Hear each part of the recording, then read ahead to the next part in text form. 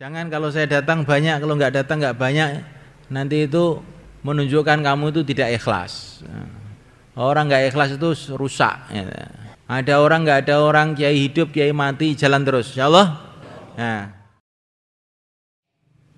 hadirin yang dimuliakan, manusia itu kalau melihat nikmat-nikmat Allah, walaupun tuh nikmat itu besar sekali sebetulnya, tapi kalau nikmat itu sudah biasa, sering, maka manusia ini susah untuk bersyukur. Terbitnya matahari dari ufuk timur, ini suatu kejadian yang besar. Bayangkan itu, matahari itu kayak apa besarnya, berjalan gelantong-gelantong di udara. Berapa kemanfaatan yang telah datang sebab matahari ini. Tapi nikmat Allah yang begitu besar ini karena tiap hari sudah kita lihat ya biasa aja. Bahkan kita tidak merasa itu satu nikmat Allah. Nafas yang tiap saat berhembus dari mulut kita, dari hidung kita ini nikmat yang besar sebetulnya. Tapi karena sudah bertahun-tahun begitu, sehingga kita ini sedikit mensyukurinya. Kalau kita ini dapat uang 1 juta, maka terasa betul, alhamdulillah itu. Tapi dapat nafas 1 juta nafas, itu enggak terasa dapat keberuntungan, betul enggak? Biasa aja. Coba apakah pernah kita ini bangun tidur, alhamdulillah bisa bernafas, pernah begitu? Insya Allah jarang itu. 1-2 lah orang yang mengerjakan seperti itu. Nikmat yang terbesar adalah nikmat agama. Karena nikmat agama ini banyak Allah berikan kepada diri kita, lingkungan kita ini, sehingga gak patek disyukuri. Nikmat agama ini justru kadang-kadang itu kita ini terasa beban gitu. Seperti orang kalau ada hujan merasa beban, udan. Nah, padahal kalau nggak ada hujan mati dia. Begitu juga orang terbit matahari, kadang-kadang ada yang merasa beban. Turu enak-enak ya sesuk. Padahal nek ra ning srengenge layu bingung kowe. Jadi nikmat itu kalau sudah sering itu terus kemudian kita ini susah untuk mensyukurinya. Nikmat materi ini, apalagi nikmat rohani, yaitu nikmat agama ini. Agama itu sebetulnya apa toh? Nikmat agama itu sebetulnya apa? Nikmat agama itu sebetulnya adalah kamu akan dikasih surga, akan dijadikan raja-raja di surga Allah, akan bersanding dengan Rasulullah, akan mendapatkan ridho Allah. Nikmat luar biasa ini. Tapi karena sudah biasa, kadang-kadang terus malah kita ini merasa beban. Dakwah itu beban, ngaji itu beban, ya, ngajar itu beban, bahkan sholat pun beban. Kok wis ngasar toh. Disuruh ke surga kok beban. Kan ya aneh. Dilarang dari neraka ngamuk. Nang rokok dilarang loh. Nyapa toh. Tapi orang gila apa gendeng itu, coba pikirkan. Kita tidak ngomong begitu, tapi kadang-kadang hati kita itu begitu. Dilarang nang rokok ya malah muring. Nang rokok ya dilarang barangnya apa toh. Maka santri-santri lama yang disebutkan dalam Al-Quran yang namanya Bani Israel, dikasih nasihat, ya bani Israil dzkuru ni'mati allati an'amtu 'alaikum wa anni faddaltukum 'alal 'alamin.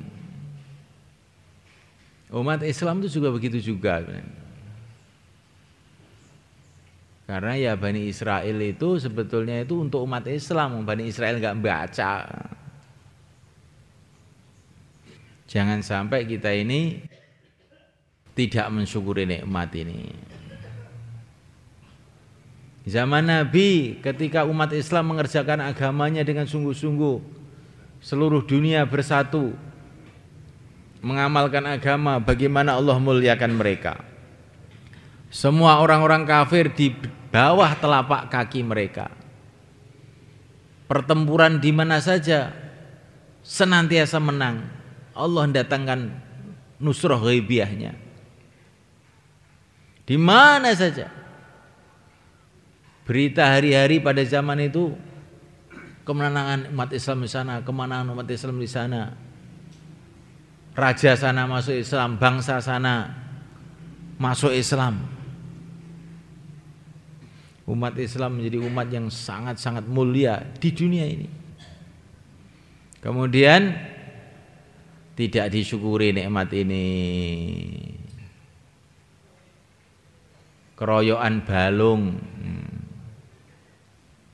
Keroyokan balung sehingga bertengkar satu sama lain, berpecah belah satu sama lain. Dunia yang separuhnya sudah dikuasai umat Islam mereteli. Enggak ada lagi musyawarah seluruh dunia. Bahkan satu kampung pun berbeda-beda, bahkan satu rumah pun berbeda-beda. Perpecahan-perpecahan melanda umat di seluruh dunia. Sekarang turun ke Jawa. Zaman umat Islam di Jawa ini mikir agama betul-betul zaman Wali Songo. Bagaimana mulianya umat Islam pada waktu itu. Dan masih kita rasakan sampai sekarang. Siapa yang tidak kenal Wali Songo? Sampai anak kecil pun ngerti Wali Songo.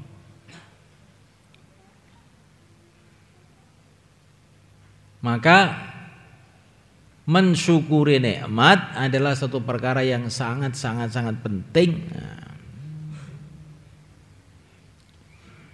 Kita oleh Allah Subhanahu wa taala dikasih iman Islam ini, syukur, betul-betul syukur.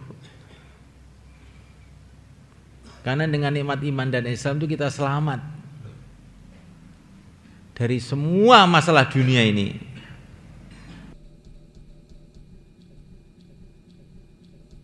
Dan masalah akhirat juga. Kemudian Allah kasih nikmat dakwah, ini disyukuri. Ini zaman fitnah. Dengan nikmat dakwah itu Allah SWT telah selamatkan kita dari ketergiuran kepada orang-orang ahli materi.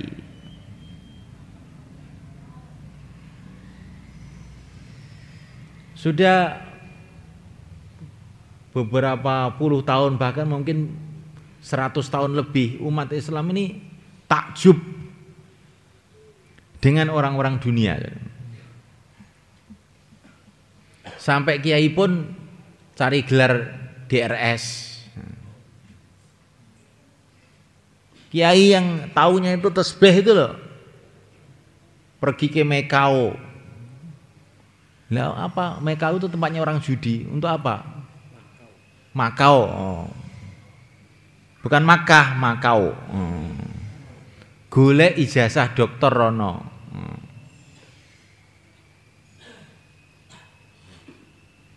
Karena takjub, ulama-ulama pun seneng kalau debat gelar profesor, gelar doktor. Ini telah meracuni. Padahal ini gelar-gelarnya orang kafir toh. Meracuni umat Islam di seluruh dunia.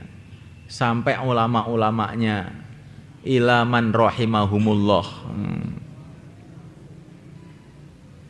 Wa ila almarhum.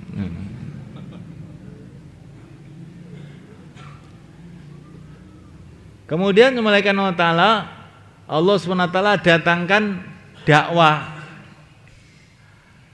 untuk menyelamatkan kita dari fitnah ini. Karena masyayikh dakwah itu orang yang kelebihannya itu dalam bidang yakinnya kepada agama dan yakinnya kepada program dia.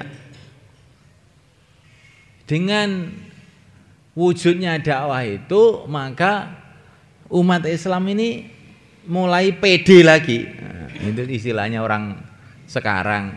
Mulai timbul yakin terhadap kebesaran agama. Ya ini maksudnya penyakit yang besar semuanya kan. Karena itu hubudunya kan ra'su kulli khati'ah. Hubudunya itu mengakibatkan hubu ahli dunya. Nek wis wong hubud dunya, hubu ahli dunya akhirnya keliru terus.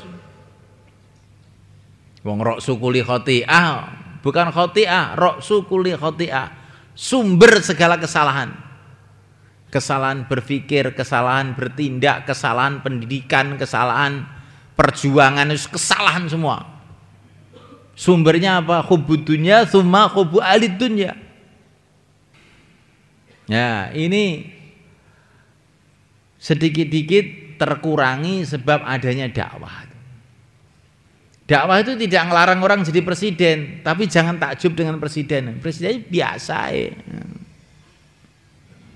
Bukan melarang orang jadi DPR, tapi DPR biasa. Sampai ini nek mlebu DPR ini mboten kok terus untung nggih mboten nih. Nek sampean mlebu masjid niku untung. Nah. Yang dakwah jadi. Nah. Wong teknologi diomongi, "Kowe munggah ning bulan ora untung." Nek munggah ning masjid kuwi untung. Ning bulan ora untung, sing untung ki 4 bulan, ngerti ora? Kuwi wong dakwah iki jan nek ngomong sak puwenake niku. Tapi penak rasane niku, gitu. Karena membesarkan perkara yang dibesarkan oleh Allah. Kemudian Allah Subhanahu wa taala tambah lagi karunia-Nya diberikan kepada kita pesantren ini. Ini perlu kita syukuri semuanya kan. Hidup dakwah, hidup taklim, wiritan, suasana makmur, nggak kekurangan satu apapun, ya nggak?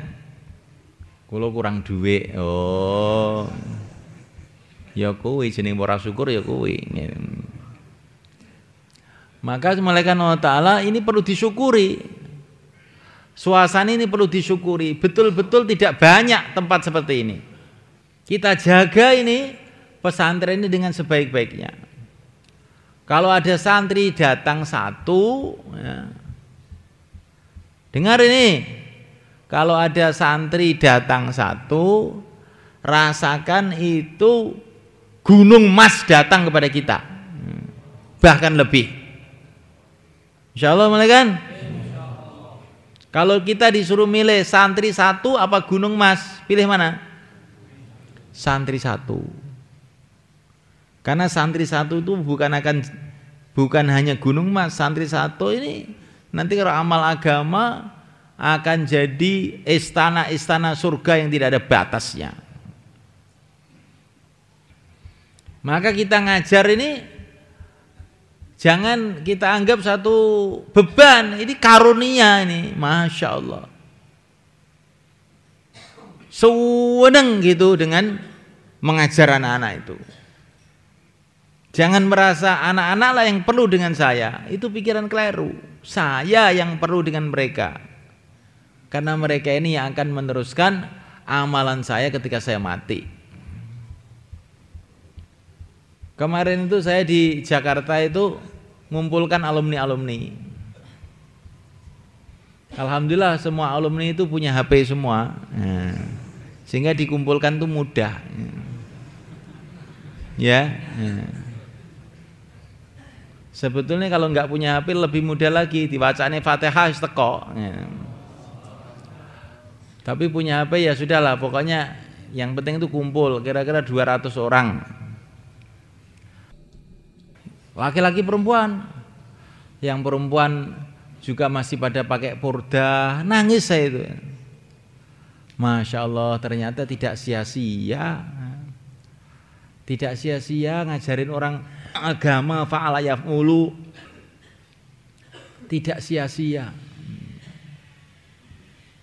Karena setan tuh kadang-kadang itu datang ke dalam hati kita. Kita ngajar orang tuh sia-sia aja, nyatanya beling-beling kok. Bagaimana santri tidak beling, wong saya sendiri juga beling. Nah, setan tuh datang begitu, sehingga tidak syukur. Jangan begitu. Masya Allah, mereka masih menghidupkan 5 amal masjid. Ada yang sudah punya majelis taklim, ada yang punya pesantren. Saya tanya itu, tapi kemarin lupa tidak saya tulis itu. Macam-macam, pokoknya mereka itu banyak yang kemudian zahirnya itu bermanfaat untuk umat.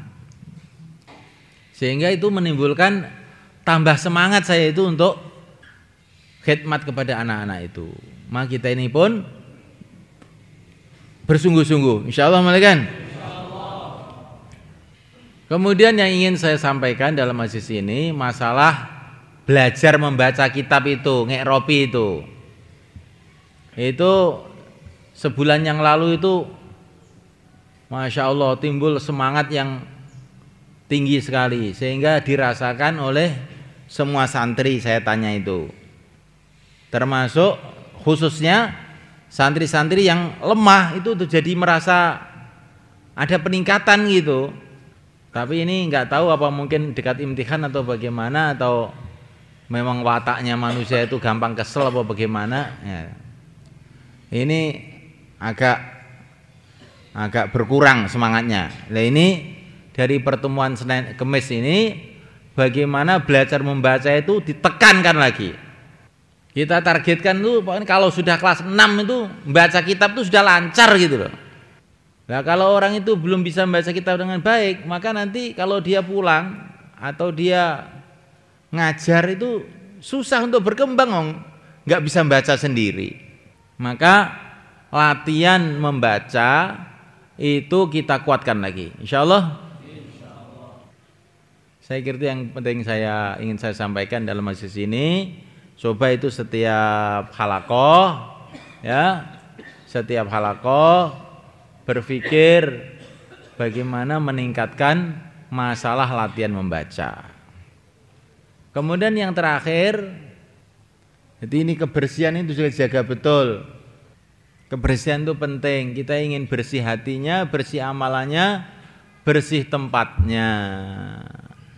Kita tidak senang dengan perkara-perkara yang mewah, tapi kita senang perkara itu bersih gitu loh.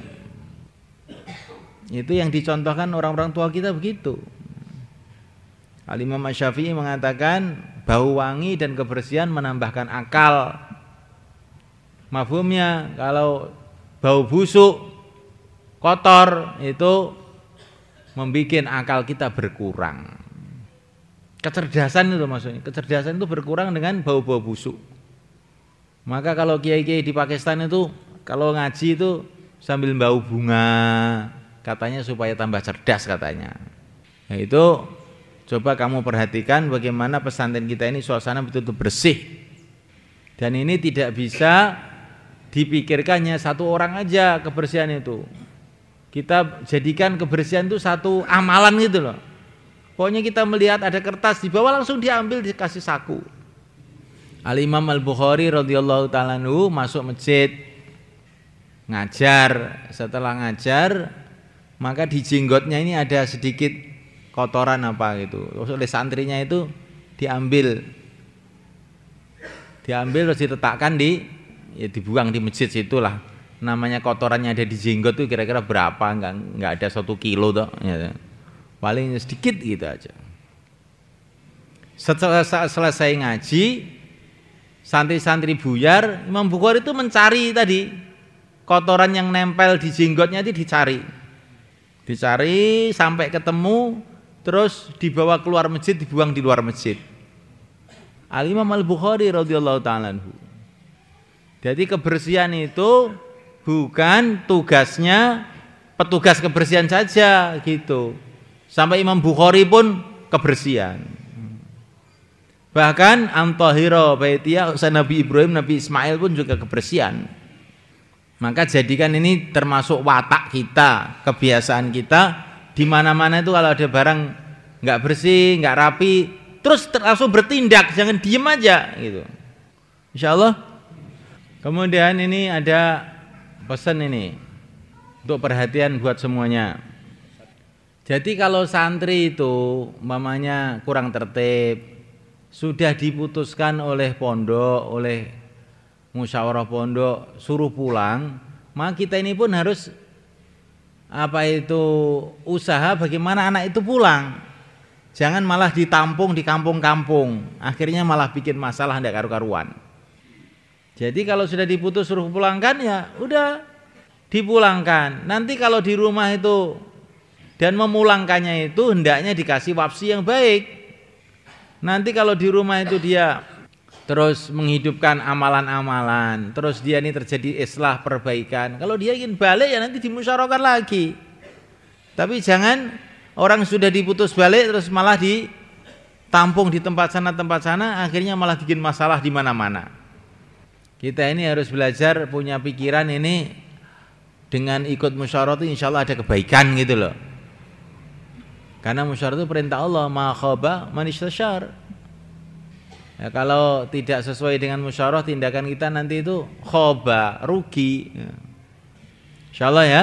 Nah, dari kita ini kalau jazatil wahid, jasa yang satu. Kalau sudah musyawarahnya begini ya bareng begini. Musyawarahnya begitu ya bareng begitu. Insya Allah nanti akan ada barokah. Lagi? Cukup ya? Ini nanti habis ngasar kumpul semua di markas ustaz-ustaz ya kayak dulu ya. Kayak dulu kumpulnya di mana Pak Subrin? Ning Kidul saiki ya. Sekarang markas baru kumpulnya di Kidul di Kubah. Musyawarah dengan Pak Sobi dan teman-temannya. Kalau nanti saya datang alhamdulillah karena ini banyak tamu. Kalau enggak datang ya terus saja. Jangan kalau saya datang banyak, kalau enggak datang enggak banyak. Nanti itu menunjukkan kamu itu tidak ikhlas. Orang enggak ikhlas itu rusak. Ada orang enggak ada orang, kiai hidup, kiai mati, jalan terus. Insyaallah. Nah, terus nanti asar sudah sholat di markas ya. Terus kumpulnya ngidul, kumpul ngidul. Subhanallah.